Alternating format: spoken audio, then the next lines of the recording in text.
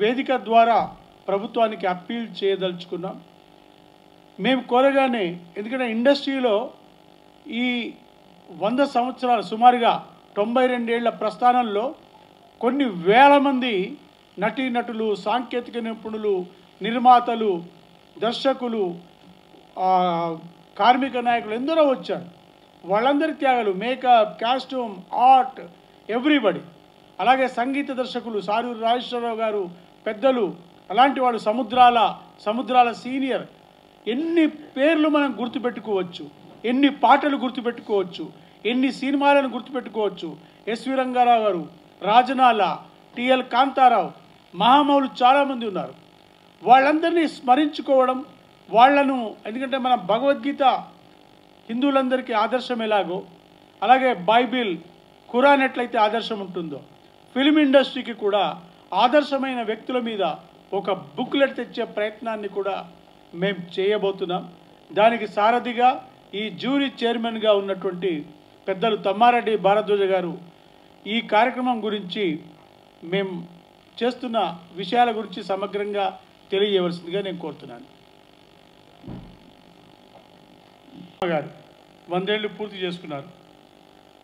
శారద గారు, కాంచన గారు, వాణిశ్రీ గారు, కె రాఘవేంద్రరావు గారు, కోదండ రామరెడ్డి గారు, బి గోపాల్ గారు, ఎస్ గోపాలరెడ్డి గారు, కోటగిరి వెంకటేశ్వరరావు గారు, అంటే ఆల్ కార్నర్స్ నుంచి పెద్దవాళ్ళు ఎవరైతే ఉన్నారో, those who have rendered great service for the film industry. ఇది ఐకాన్ అవార్డు కాబట్టి బెస్ట్ ఫిలిం అని, దయచేసి మీడియా మిత్రులు please keep quiet. Individual awards, icon individual awards మాత్రమే బెస్ట్ ఫిలిం అని, మనం మిగతా అవార్డ్స్ లాగా కేటగిరీ వైజ్ బెస్ట్ డైరెక్టర్ అలాంటివి చేయట్లేదు. ఓన్లీ మన చలనచిత్ర రంగానికి అపారమైన కృషి చేసి ఒక స్థాయికి చేరుకున్న వాళ్ళని మాత్రమే ఇవాళ ఈ అవార్డ్స్తో 16వ తేదీన ప్రసాద్ ల్యాబ్స్లో జరిగే ఒక పెద్ద కార్యక్రమంలో, గొప్ప కార్యక్రమంలో, కన్నుల పండుగగా జరిగే కార్యక్రమంలో వారిని సత్కరించడం జరుగుతుంది. అదేవిధంగా భవిష్యత్తులో ఈ కార్యక్రమం కొనసాగుతుంది. చాలామంది ఉంటారు, మేము మాత్రమే ఐకాన్స్, మిగతా వాళ్ళు కాదా? మిగతా వాళ్ళలో కూడా ఉంటారు. కానీ అవార్డ్స్ ఇచ్చేటప్పుడు ఒక పరిధి, ఒక బడ్జెట్, ఒక లిమిటేషన్స్ ఉంటాయి. ఆ లిమిటేషన్స్లో ఉండి ఇప్పుడు మేము అవార్డ్స్ ఇస్తున్నాం. గతంలో ఇంటర్నేషనల్ ఫిలిం జ్యూరీ మెంబర్గా, నంది అవార్డ్స్ కమిటీ మెంబర్గా ఉండడం జరిగింది. నేను వ్యక్తిగతంగా 13 నంది అవార్డ్స్ తీసుకున్నాను, 27 సీరియల్స్ నిర్మించాను. రచయితల సంఘానికి 6 సంవత్సరాల పాటు సినిమా రచయితల సంఘానికి ఉపాధ్యక్షుడిగా ఉన్నాను. ఇప్పుడు సినిమా రచయితల సంఘం కార్యవర్గంలో ఉన్నాను. టెలివిజన్ ఫెడరేషన్కి ఫౌండర్ ప్రెసిడెంట్గా ఉన్నాను. మీడియా గురించి, మీడియా మిత్రుల గురించి, హితుల గురించి బాగా తెలుసు కాబట్టి దయచేసి మన అవార్డ్స్ యొక్క ఈ కార్యక్రమం ప్రమోషన్ ఎలా ఉండాలి అంటే, we are forgetting the people, those who have sacrifice. Icon awards అంటే సురేష్ బాల నా దగ్గరికి వచ్చి చెప్పినప్పుడు అసలు నువ్వు నీకెందుకు ఇవ్వాలన్నాను నేను ముందు. అసలు సురేష్ బాల ఎవరు, సురేష్ బాలకి సినిమాకి సంబంధం ఏంటి?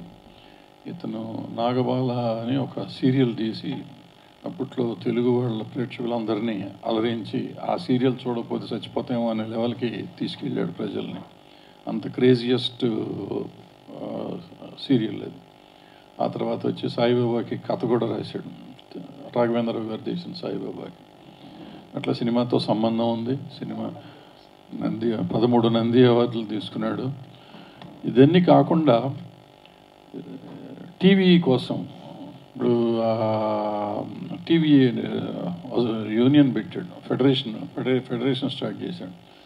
ఫెడరేషన్ స్టార్ట్ చేసినప్పుడు నేను సినిమా ఇండస్ట్రీకి ఉన్న ఫెడరేషన్కి నేను ప్రెసిడెంట్గా ఉండేవాడిని, ఇక్కడ ఛాంబర్లో ఇక్కడ ఉండేవాడిని. ఈయన వచ్చి నేను చేస్తానంటే మాకు పోటీ కదా, వీడెవడ ఏ బాబు మాకు పోటీ పెడతాడు, వీడు వచ్చి లేని పని పెంట పెడుతున్నాడు అనుకునేవాడిని నేను. అనుకుంటే వచ్చి లేదన్నయ్య చెయ్యాలి, మీరు చేయాలి, అది ఉండాలంటే తర్వాత నేనే వాళ్ళకి అడ్వైజర్గా ఉండి కొంతకాలం చేసాం. తను సక్సెస్ఫుల్గా టీవీ ఫెడరేషన్ స్టార్ట్ చేశారు. టీవీ యూనియన్, టీవీకి అప్పటికి యూనియన్ లేవు, ఏమీ లేవు. జీతాలు ఎంత ఇచ్చేవారో తెలియదు అని. ఇవాళ ఒక ఆర్గనైజ్డ్ సెక్టర్ అయిపోయింది. అండ్ ఆర్గనైజ్డ్ అంటే పూర్తి ఆర్గనైజ్ అవ్వవు ఇవన్నీ. సినిమా అట్లాగే ఉంది, అది అట్లాగే ఉంది, కానీ ఒక లెవెల్కి తీసుకొచ్చాడు అతను. సో ఆ తర్వాత వచ్చి ఇప్పుడు డాక్యుమెంటరీలు తీశాడు, చాలామంది చరిత్రలు తీశాడు. వాళ్ళ ఐకాన్స్ అని చెప్తున్న వాళ్ళ పెద్ద పెద్ద వాళ్ళ ఇంటర్వ్యూస్ చాలా చేశాడు అతను. ఇలా ఏదేదో చెప్పుకుంటా పోతే చాలా చేశాడు. ఈ లాస్ట్ గవర్నమెంట్ ఉన్నప్పుడు, తెలంగాణ గవర్నమెంట్ ఉన్నప్పుడు తన వరకు తనకు చేతనైన పనులు ఏవో చేసి పెట్టాడు. ఫైనల్గా మొన్న వచ్చి ఏమన్నా అంటే ఐకాన్ అవార్డ్స్, ఎందుకే మనకు ఐకాన్ అవార్డ్స్ అని అంటే, అవార్డ్స్ లేవు కదా ఎక్కడ, ఇప్పుడు ఈ మధ్య రావట్లేదు కదా, ఏదో చేద్దామని. అయితే నా స్వార్థం ఏంటంటే వాళ్ళు అవార్డులు ఇచ్చారో ఇవ్వలేదా, గవర్నమెంట్లు ఇస్తారో ఇవ్వలేదు అనే దాని మీద పెద్ద ఇష్యూ కాదు. ఎందుకంటే గవర్నమెంట్లు వాళ్ళకుండే పరిధులు, వాళ్ళకున్న పరిస్థితులు ఏమున్నాయో మనకు అనవసరం. నా పాయింట్ అంటే మనం 75 సంవత్సరాలు చేసాం, వజ్రోత్సవాలు చేసుకున్నాం. వజ్రోత్సవాలు చేసుకున్నప్పుడు పెద్దలందరినీ గౌరవించాం. పెద్దలంటే అప్పటి నుంచి ఇప్పటిదాకా ఉన్నవాళ్ళు, బతికున్న వాళ్ళందరికీ మనం చిన్న సైజు గౌరవం. దాంట్లో నాకు స్పెషల్, నాకు బాగా ఏంటంటే ఫస్ట్ అవార్డు నాన్నగారికి ఇచ్చారు, లాస్ట్ అవార్డు నాకు ఇచ్చారు.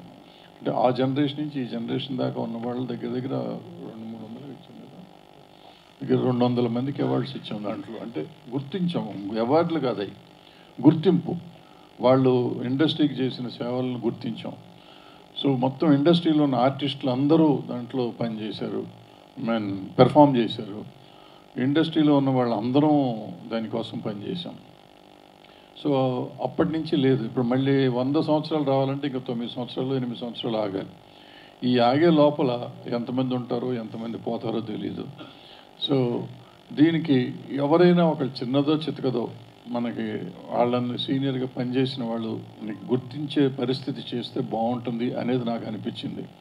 ఆయన ఏ ఉద్దేశంతో చేశాడనేది నాకు అనవసరం, నా ఉద్దేశం మాత్రం ఇదని నేను అనుకుని ఈ 8 ఏళ్ళు మేము కాపాడాలి. 8 ఏళ్ళ దాకా నేను ఉంటానో నాకు తెలీదు. భవిష్యత్తులో ప్రసన్న గారు ఇక్కడ చాలామంది టీవీల్లో వాటిల్లో చెప్తూ ఉంటారు, ఈ ఇండస్ట్రీని కొంతమంది కబ్జా చేశారు. వాళ్ళు ఎవరు కబ్జా చేశారో నాకు తెలియదు, కానీ ఇండస్ట్రీని ప్రసన్న కుమార్ కబ్జా చేశాడు, అది నాకు తెలుసు. ఈ కబ్జా చేసిన ఆయన 8 ఏళ్ళు ఉంటాడని కూడా నాకు తెలుసు. సో 100 ఏళ్ళు ఆయనే చేస్తాడు, ఆయన ఆధ్వర్యంలో జరుగుతుంది. అంటే ఆయనే చేస్తాడు కదా, ఆయన ఆధ్వర్యంలో ఇండస్ట్రీ నడిపించగలడు, నడిపించే స్థాయి ఉన్న మనిషి. కాబట్టి ఈ చరిత్రని, మనకి చరిత్ర సరిగ్గా సమగ్రంగా లేదు. అంటే ప్రొడ్యూసర్స్ కౌన్సిల్ చరిత్ర చాలా వరకు రాసి పెట్టారు, బట్ అది 10 ఏళ్ళు అయిపోయినట్టుంది. దాన్ని చేయాలి. ప్రభు ఆల్రెడీ కొంతకాలం నుంచి ఈ చరిత్రలు చేస్తున్నాడు. సో ఈ సందర్భంగా నా ఉద్దేశం ఏంటంటే, ఈ 100 ఏళ్ల చరిత్ర తీసుకురావాల్సిన బాధ్యత కూడా ఛాంబర్ది, ప్రొడ్యూసర్ కౌన్సిల్ది. అంటే మన ఇట్లా పబ్లిక్గా నేను చెప్పకూడదు, కానీ ప్రసన్నది. ఇతను తప్ప చక్రం తిప్పేవాళ్ళు లేడు ఈ ఊళ్ళో, ఏ రకంగా అయినా కానీ. సో జర్నలిస్ట్గా ప్రభు కూడా అలాంటి చక్రాలు తిప్పుతూ ఉంటాడు. సో వీళ్ళిద్దరిని ఎత్తిన కొంత బాధ్యత వేసాం. తర్వాత వాళ్ళు ఏం చేస్తారు, వాళ్ళు ఏం కష్టపడతారు నాకు అనవసరం అనుకోండి, చేస్తారని నమ్ముతున్నా. ఇద్దరు నాకు ఆప్తులు, వాళ్ళిద్దరు చేస్తారని, చెయ్యాలని కోరుకుంటూ ఈ 9-8 ఏళ్ళు వాళ్ళు నడిపించేదాకా తీసుకురావాలి. దీనికి వివిఆర్ కన్స్ట్రక్షన్స్, వివిఆర్ గారు ముందుకు వచ్చినందుకు సంతోషం, ఆయన కృతజ్ఞతలు చెప్తూ, మనం ఎందుకు ఇదంతా చెప్తున్నానంటే, హెచ్ఎం రెడ్డి గారు మాధ్యుడు అని మనం అంటాం తెలుగు సినిమాకి. ఆ సినిమా రిలీజ్ ఎప్పుడు అంటే, రిలీజ్ చేసి మేము సెప్టెంబర్ ఏదో డేట్ వేసేసుకొని మనం సినిమా డే అని మేము పెడితే జయదేవ్ గారు తర్వాత రీసెర్చ్ చేసి కాదండి ఫిబ్రవరి 32 అని చెప్పి పేరు మార్చి, డేట్ మార్చి 22 అని చెప్పి డేట్ మార్చాం. సో ఇదేంటంటే, మనకి హెచ్ఎం రెడ్డి గారు 50 years ఆఫ్ ఫిల్మ్ ఇండస్ట్రీ చేసినప్పుడు ఆయన బతుకున్నారు. బట్ మనం ఈ చరిత్రను రాసుకోలేకపోయాం. సో నేను ఇప్పటికైనా అడిగేది ఏంటంటే, మిత్రులు, జర్నలిస్ట్ మిత్రులను కానీ, ప్రభు గారిని కానీ అందరినీ అడిగేది ఏంటంటే, ప్రసన్న గారిని కూడా, ఈ సినిమా ఇండస్ట్రీ చరిత్ర అంతా సమగ్రంగా తయారు చేయాల్సిన బాధ్యత ఉంది. దీన్ని రికార్డ్ చేసి ఎట్లాగే వాళ్ళ టెక్నాలజీ వచ్చేసిందిగా, టెక్నాలజీ మన సోషల్ మీడియాలో పెట్టాల్సిందిగా, వీలైతే పుస్తకం వచ్చేయటానికి డబ్బులు ఎక్కువ అవుతాయి అనుకుంటే దీనికన్నా సోషల్ మీడియాలో పెట్టాలని కోరుకుంటూ, ఈ అవార్డులు నాగబాల సురేష్ గారు, వివిఆర్ గారు ఈ 8 ఏళ్ళు కంటిన్యూ చేస్తే అప్పటిదాకా సినిమా ఇండస్ట్రీ రోజు చేయమంటే చేయరు, ఎందుకంటే ఛాంబర్కిను ప్రొడ్యూసర్ కౌన్సిల్కి ఉండే సమస్యలు చాలా ఉన్నాయి దీంట్లో. బట్ 100 ఏళ్ళు వాళ్ళు గ్యారంటీగా చేస్తారు కాబట్టి అప్పటిదాకా అందరికీ ఉన్నవాళ్ళు పెద్దవాళ్ళందరినీ గౌరవించే అవకాశం ఉంది కాబట్టి గౌరవిస్తారని, ఆ గౌరవాన్ని కూడా ఇంకా గౌరవప్రదంగా ఫంక్షన్లు చేస్తారని, చెయ్యాలని కోరుకుంటూ సెలవు తీసుకుంటాం. ఎవరు బాబు ముఖం చూపించి మాట్లాడితే బాగుంటుంది ఎవరైనా కానీ. Face please. Shiva the great. Award ఫంక్షన్లు గొడవ అవ్వట్లేదు తండ్రి, ఎక్కడవుతుందో నాకు తెలీదు, ఎవరికి గొడవ అవుతుందో తెలియదు, ఎప్పుడు గొడవ అయిందో కూడా నాకు తెలియదు. ఎందుకంటే ఈ అవార్డులు మేము ఐకాన్ అవార్డులు అంటున్నాం, నువ్వు ఐకాన్ అవ్వలేవు ఇప్పుడు, అప్పుడే ఇంకో 20 ఏళ్ళు ఉంది నీకు టైము, అప్పుడు నీ సంగతి చూద్దాం. అది కాదు. కానీ ఇప్పుడు ఏంటంటే ఏ అవార్డులు అయినా కానీ ఇక్కడ సమస్య ఏంటంటే మనం ఒక జ్యూరీని పెడతాం. మనం అంటే మనం కాదు, గవర్నమెంట్ అయినా ఇంకోళ్ళైనా నేషనల్ అవార్డ్స్ అయినా కానీ, ఈవెన్ ఫిలింఫేర్లు అని మీరు చెప్పి గొప్పగా ఉన్న ఫిలింఫేర్లు అయినా కానీ, వీటన్నిటికీ జ్యూరీని పెట్టినప్పుడు ఆ జ్యూరీ స్టేట్ ఆఫ్ మైండ్ ఎట్లా ఉంటే అట్లా అవార్డ్స్ వస్తాయి. నాకు నచ్చిన సినిమా మీకు నచ్చిన సినిమాకి అవార్డు రావాలి అనుకుంటే రాకపోవచ్చు. నేను చాలాసార్లు నాకు రాలేదని నేను చాలా బాధపడ్డ రోజులు చాలా ఉన్నాయి. బట్ ఏంటంటే మనకి వయసు అయిపోయినాక ఇప్పుడు అర్థమవుతుంది ఎందుకు ఇవ్వాలి. నేను చైర్మన్ చేసినప్పుడు నన్ను డైరెక్ట్గా ఒక ప్రొడ్యూసర్ గారు వచ్చి అడిగారు, నిజంగా చాలా గొప్ప సినిమా తీశాడు ఆయన, నాకు ఎందుకు ఇవ్వరండి మీరు అని అడిగాడు. ఎందుకు ఇవ్వరంటే జ్యూరీకి వచ్చేటప్పుడు జ్యూరీలో ఒక గైడ్ లైన్స్ కొన్ని ఉంటాయి. ఆ గైడ్ లైన్ ప్రకారం కొన్ని సినిమాలకు మేము ఇవ్వకూడదు, కొన్ని సినిమాలకు ఇవ్వచ్చు, కొన్నిటికి వేరే ఉంటాయి. ప్లస్ మెజారిటీ ఉంటుంది, జ్యూరీలో మెజారిటీ ఉంటుంది, వాళ్ళ మైండ్ స్టేటస్ ఉంటుంది, దాన్ని బట్టి ఉంటాయి. అందుకని వాళ్ళు వచ్చిన అవార్డులు అన్నీ తప్పు అవ్వవు, అన్నీ రైట్ అవ్వవు. రైట్ అయినా ఇప్పుడు మనం ఎట్లా తీసుకోవాలంటే ఇది సినిమా ఇండస్ట్రీని ఒక ఫ్యామిలీ అంటాం. నిజంగా ఫ్యామిలీయా కాదు కానీ మనం అంతా ఒక పని చేస్తున్నాం కాబట్టి ఒక ఫ్యామిలీయే. వీళ్ళల్లో ఎవరికి వచ్చినా మనకు వచ్చిందనే ఒక ఆనందం మనం ప్రదర్శించగలిగితే, అంత మనసు పెద్దది చేసుకోగలిగితే మనకి బాగుంటుంది. అంతేగాని మా ప్రసన్నకు వచ్చిందని నాకు కోపం వచ్చింది, నాకు వచ్చిందని మా ప్రసన్నకు కోపం వచ్చి మేము అలిగామనుకో నువ్వు చెప్పినట్టు అల్లర్లు అవుతాయి. దయచేసి అటువంటి అల్లర్లు చేయొద్దు. ప్లస్ మేము ఇచ్చేది ఏంటంటే మేము ప్రస్తుతం ఐకాన్స్ ఉన్నాం, భవిష్యత్తులో మీరు చెప్పిన ఆ అవార్డులు కూడా ఇస్తాము. అప్పుడు తిట్టారు కానివ్వండి, దానికి మేము ప్రిపేర్ అయ్యా ఉన్నాం. ఎవరు తిడితే వాళ్ళు తిడతారు, వాళ్ళ ఇష్టం వాళ్ళది, మా ఇష్టం మాది. అవార్డు ఇచ్చేది మేము, మాది. సో ఐకాన్ అంటే ఐకాన్ ఒకటే కేటగిరీ, ఒకే ఐకాన్, అందరూ ఐకాన్. అంటే సీనియర్స్ని గౌరవించడం అనేది ముఖ్యమైన ఉద్దేశం, అంతే తప్ప వేరే ఉద్దేశం ఏం లేదు. సో ఎవరైనా అవ్వచ్చు, ఎవరైనా ఆర్టిస్టులు, టెక్నీషియన్లు ఎవరైనా ఉండొచ్చు. Any technician, any artist, any producer, అట్లా మొత్తం ఇండస్ట్రీలో ఉన్న అన్ని, ఈవెన్ ఎగ్జిబిటర్స్, డిస్ట్రిబ్యూటర్స్ని కూడా చేసుకోవచ్చు. మనం వీళ్ళు వాళ్ళు అని లేదు. మన వజ్రోత్సవాలు అప్పుడు మేము ఎట్లా చేసామో అట్లాగే అలాంటి ఉద్దేశంతోనే ఇది కూడా చేయటం. సో అందరినీ గుర్తించాలి అనేది మా ఉద్దేశం, అంతే తప్ప ఇక్కడ ఎవరికో ఇచ్చేసి దాన్ని ఏదో చేసుకోవాలి అనేది ఇక్కడ ఏం లేదు. అలాంటిది జరగదు, జరిగినా అది ఉద్దేశపూర్వకంగా జరగదు అనేది. శివగారు మీరు ప్రశ్న అడిగి అక్కడ సొల్లుగోలు చెప్పకూడదు సార్, వింటూ ఉండాలి సార్ అని మీరు అనుకుంటున్నారు సార్. మేము అనుకోవట్లేదు సార్, మేము చాలా హ్యాపీగా ఉన్నాం, బ్రహ్మాండంగా చేసి సార్. మేము చేసిన ఫంక్షను మీ భారతదేశ చరిత్రలో కానీ ఏ దేశ చరిత్రలో కానీ అంత గొప్ప ఫంక్షన్ చేశారు. ఒకళ్ళిద్దరు సంఘటనలు జరిగి ఉంటాయి, జరగలేదని నేను అంటున్నా. ఆ సంఘటనలు పెద్ద ఇష్యూ కాదు. మనం బ్రహ్మాండంగా చేసిన దాన్ని ఒక్క చిన్న పొరపాటు జరిగితే ఆ పొరపాటుని గురించే ఎక్కువ మనం పెంచడం అనేది కరెక్ట్ కాదు. అలాంటిది జరిగి ఉంటుంది, అప్పుడు జరిగిపోయింది, మర్చిపోయారు కూడా అందరూ. మళ్ళీ వాటిని కెలికి అనవసరంగా దాన్ని మనం పుండు చేసుకోవటం అనవసరం. అదేంటి ఆరిపోయిన గాయాన్ని పెద్ద గాయం చేయొద్దు దయచేసి. Thank you very much. Thank you అండి. కో చైర్మన్ రేలంగి నరసింహరావు గారు యుఎస్ నుంచి లైన్లో ఉన్నారు, మీకోసారి విష్ చేస్తారు. 6వ తారీఖున ప్రసాద్ ల్యాబ్లో చాలా ఘనంగా నిర్వహించబోతున్నాం. ఈ అవార్డ్స్ జ్యూరీలో నేను ఒక సభ్యుడిగా ఉన్నందుకు చాలా సంతోషిస్తున్నాను. ఎందుకంటే ఇన్ని సంవత్సరాలుగా చలనచిత్ర పరిశ్రమతో నేను ఏర్పరచుకున్నటువంటి ఒక అనుబంధానికి ప్రతీకగా ఈ జ్యూరీలో నేను ఉండటం అనేటువంటిది. ఆ సెలక్షన్స్ అనేటువంటి కూడాను ఇందాక మిత్రులు అడిగారు, మీడియా మిత్రులు అడిగారు, ఈ అవార్డ్స్ అన్నీ కూడా కాంట్రవర్సీ అవుతున్నాయి కదా అని. ఈ అవార్డ్స్ విషయంలో ఎలాంటి కాంట్రవర్సీకి అవకాశం లేకుండా, ఎందుకంటే సినిమాలు చూసి సెలెక్ట్ చేసేటువంటి రెగ్యులర్ ప్యానల్ అవార్డ్స్ లాంటివి కాదు ఇది. దిస్ ఈజ్ ఓన్లీ తెలుగు చలనచిత్ర పరిశ్రమ యొక్క ప్రతిష్టను ఇనుమడింపచేసినటువంటి ఐకానిక్ పర్సనాలిటీస్కి ఇచ్చేటువంటి అవార్డ్స్ తప్ప దీంట్లో ఈ ఉత్తమ నటుడు, ఉత్తమ నటి, అది కేటగిరీ, ఈ కేటగిరీ అంటే ఈ కేటగిరీ వైజ్గా చేస్తున్నటువంటి సెలక్షన్స్ కావేవి. కాబట్టి ఎవరెవరైతే ఈ రావటానికి ఈ అవార్డు స్వీకరించడానికి అర్హులైనటువంటి వ్యక్తులను మాత్రమే సెలెక్ట్ చేసుకోవడం జరుగుతుంది. ఆ విధంగా 16వ తారీఖున జరగబోయేటువంటి ఐకానిక్ అవార్డ్స్ అనేటువంటి వాటిలో చాలామంది చలనచిత్ర ప్రముఖులు పాల్గొంటున్నారు. వాళ్ళందరికీ కూడా అవార్డ్స్ ఇవ్వటం అనేటువంటి జరుగుతుంది. ఆ అవార్డ్స్ సెలక్షన్లో మేము పాటించినటువంటి ఒక స్టాండర్డ్స్ అనేటువంటి రాజున జరగబోయేటువంటి కార్యక్రమం యొక్క విశిష్టతను పెంచే విధంగా ఉంటాయి, అవార్డ్స్ యొక్క గౌరవాన్ని పెంచే విధంగా ఉంటాయి తప్ప కేవలం ఏదో అవార్డ్స్ ఇవ్వటం కోసం ఫర్ ద సేక్ ఆఫ్ అన్నట్టుగా ఈ నాటి కార్యక్రమం ఉండదు.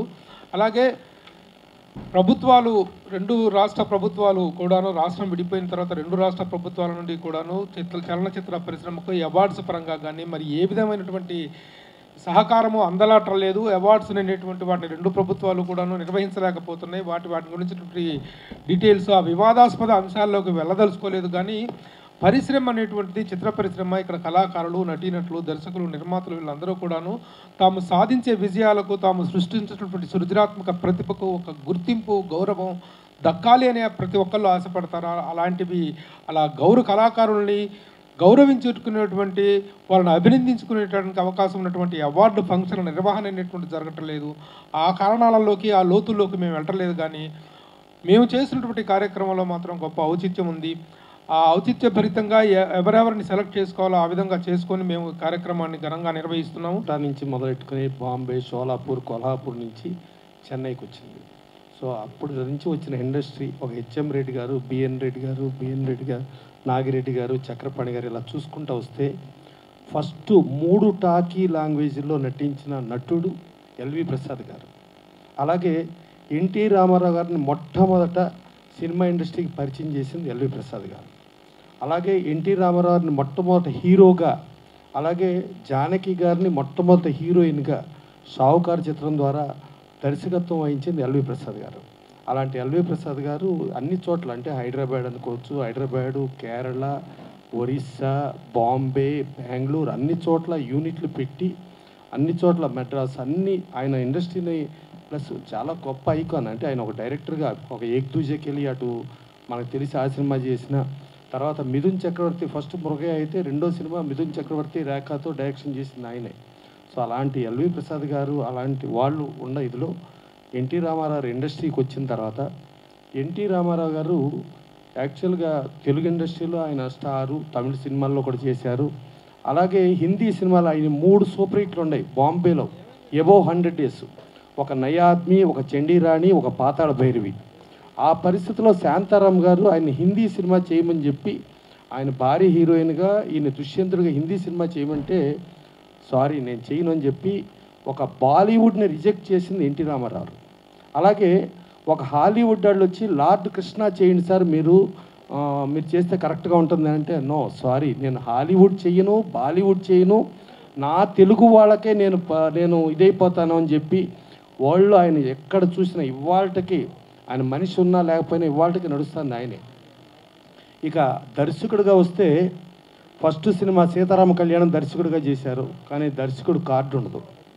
2వ సినిమా గులేబా కావళి కథ చేశారు, దర్శకుడు కార్డు ఉండదు.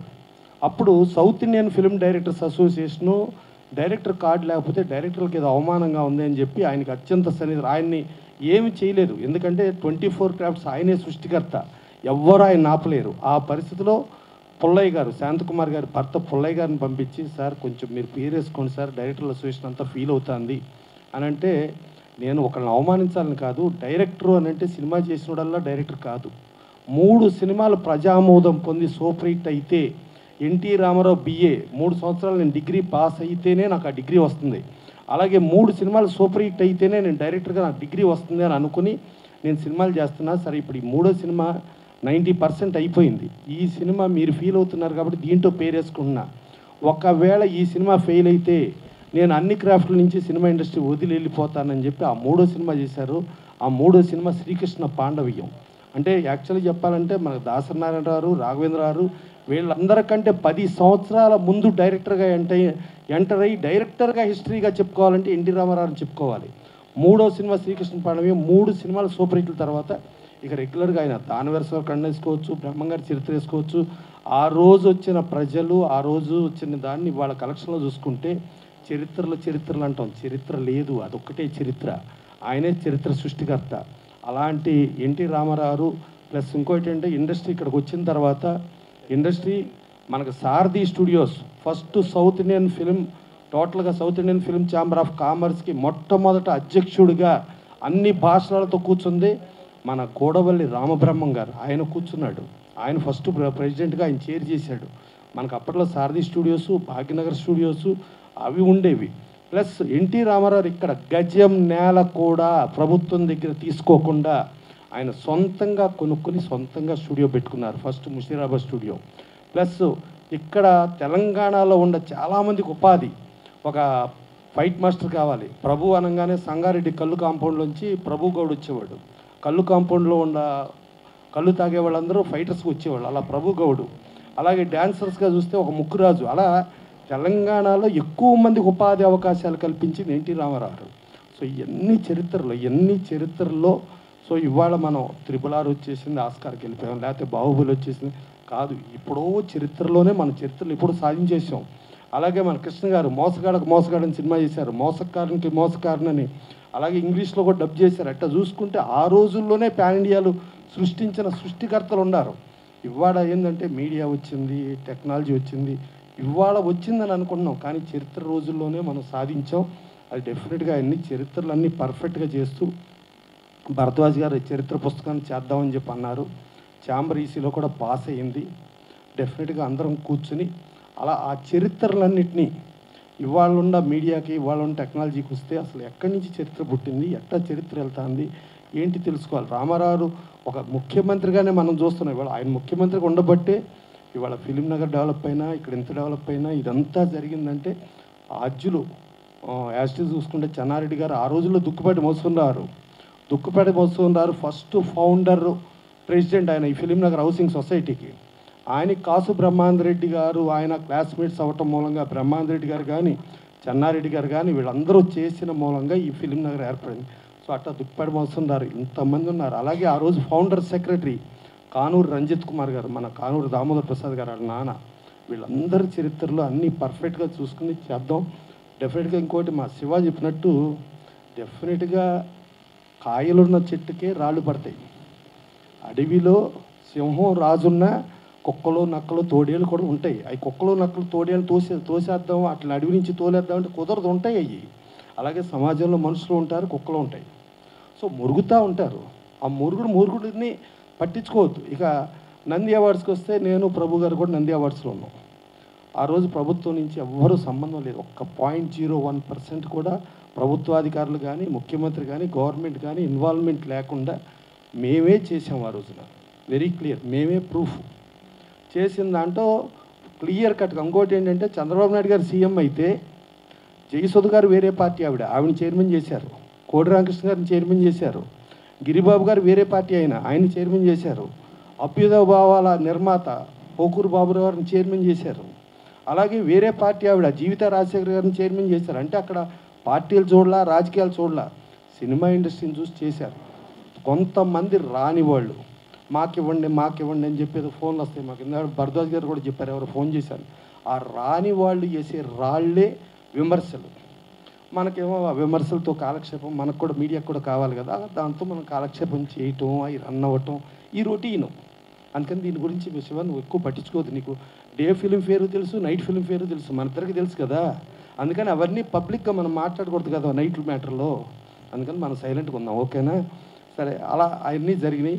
ఇవాళ సురేష్ కుమార్ గారు ఒక నిజాయితీతో ఎప్పటి నుంచినో మన తెలుగు సీరియల్స్, మన తెలుగు నటులు మన వాళ్ళు ఉండాలి, ఈ డబ్బింగ్ సీరియల్స్ పరాయి నటుల్ని పరాయి వాళ్ళని చేయకూడదు అని ఒక పోరాటం చేస్తూ ఓ సారథి స్టూడియోకి పిలిచి పోలీసుల ద్వారా, అప్పట్లో మన వాళ్ళు ఎవరో ఉన్న కేంద్ర మంత్రి ఇన్ఫ్లుయెన్స్తో ఏదో జరిగినట్టుంది, తీసుకెళ్ళి సంజీవ్ రెడ్డి పోలీస్ స్టేషన్లో పెడితే అప్పుడు చదలవాడి శ్రీనివాసరావు మేము వెళ్ళి అక్కడ లోపల కూర్చోబెడితే పాలు పట్టిస్తున్న తల్లులు కూడా ఉన్నారు. లోపల స్టేషన్లో వేసి స్టేషన్లో వాళ్ళని బయటకు కూడా పంపించద్దని చెప్పారు. శ్రీనివాసరావు ఫైట్ చేసి ఇప్పించడం జరిగింది. తర్వాత వీళ్ళు ట్యాంక్ బండ్ మీద కూడా అమరనిరాహార దీక్షలు చేయడం జరిగింది. చాలా కష్టపడ్డారు. కష్టపడి ఇవాళ ఒక ఫౌండర్ ప్రెసిడెంట్గా ఒక టెలివిజన్ చేసుకుంటూ ఇవాళ సురేష్ కుమార్ ఒక నిబద్ధతతో పర్ఫెక్ట్గా చేస్తున్నారు. వాళ్ళకి ఆర్థిక సహాయం ప్రతి దాంట్లో నేను తోడున్నానని చెప్పి ఆయన హౌసింగే కాదు మీకు కూడా నేను తోడుంటా అని చెప్పి విజయ్ కుమార్ గారు ఇచ్చారు. ఇప్పుడు మా ఫిలిం ప్రొడ్యూసర్స్ కౌన్సిల్లో కూడా మా కుటుంబ సభ్యుడు కూడా అయ్యారు ఆయన. సో ఇలా ఇంతమంది, ఇక మా భరద్వాజ్ గారు ఏది ఉన్నా నిక్కచ్చిగా మొత్తం మొహం మీద మాట్లాడేస్తారు. సరే ఏదన్నా గౌకుని మా శివాది ఏదన్నా అలా జరిగితే మా భరద్వాజ్ గారు వాయించడానికి ఏమైనా ఉంటుందేమో అని చెప్పి వాయించకుండా ఆయన్నే చైర్మన్ చేశారు. ఇక ఆయన వాయించలేరు, ఛాన్సే లేదు. ఇక ఎక్కడన్నా గౌకుని డిబేట్లు పెట్టి వాయించి ఏదన్నా చేయాలంటే మా ప్రభు చేస్తాడు. మా ప్రభుని కూడా ఇక్కడ కూర్చోబెట్టేశారు, ఆయన వాయించలేడు. సరే ఇక భక్త ప్రహ్లాద్ నుంచి చైల్డ్ ఆర్టిస్ట్గా స్టార్ట్ అయ్యి ఎన్నో లాంగ్వేజ్ల్లోకి వెళ్ళి ఎంతో చేసిన రోజారమణ గారిని పెట్టారు, అలాగే దివ్యవాణి గారిని పెట్టారు. సో వీళ్ళందరినీ పెట్టారు. పెట్టి మీరు అన్నట్టు 100కి 100 రూపాయలు ఏ ఒక్కళ్ళు వాగకుండా ఉంటారంటే వాగుతారు. దయచేసి ఆ వాగిన వాళ్ళకి విలువ ఏంటో తెలుసుకుని విలువ ఇవ్వకండి.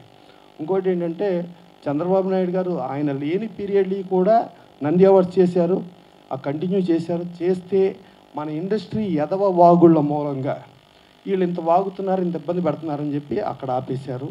అలాగే ఇక్కడ సింహ అవార్డ్స్ అని కేసీఆర్ గారు కూడా తీసుకుని ఈ వాగుల మూలంగా, అంటే మనం వాగటం మూలంగా ప్రభుత్వానికి వచ్చే నష్టం ఏమీ లేదు, ప్రభుత్వం ఆపేస్తుంది.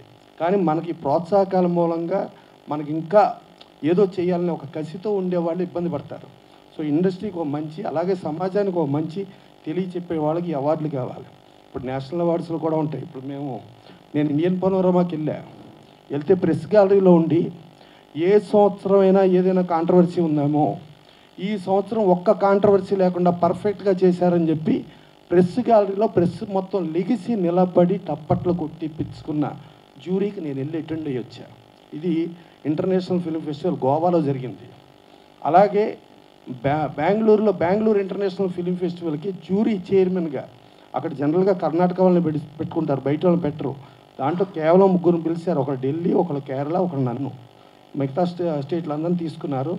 నేను 10 సినిమాలు సెలెక్ట్ చేస్తే 9 ఇండియన్ పనోరమా వచ్చింది, 1 ఇండియన్ పనోరమా మిస్ అయ్యి అది మొత్తం నేషనల్ అవార్డ్స్ వచ్చింది. అది సూర్య సినిమా, ఆకాశమే అద్దుగా అని చెప్పి దాంట్లో హీరో హీరోయిన్. సో ఆ స్థాయి కలిగిన వాళ్ళు. అందుకని ఏదో అక్కడ ఏదో నంది అవార్డ్స్ మేము జ్యూరీలో ఉన్నాం, ఏదో కులాలని మతాలని ఎవడి ఇష్టాన్ని కాదు. అంటే ఈ తిట్లు ఈ మాట్లాడించడం కూడా ఒక స్పాన్సర్డ్ ప్రోగ్రామ్గా, ఒక స్పాన్సర్డ్ పీపుల్గా చేస్తారు. ఆ చేసేదాన్ని దయచేసి మీడియా మీరు అర్థం చేసుకుని కుక్కల మొరుగుళ్ళొద్దు, సింహధ్వనిని ఆలోచించండి, కుక్కల మొరుగుళ్ళొద్దు. Thank you.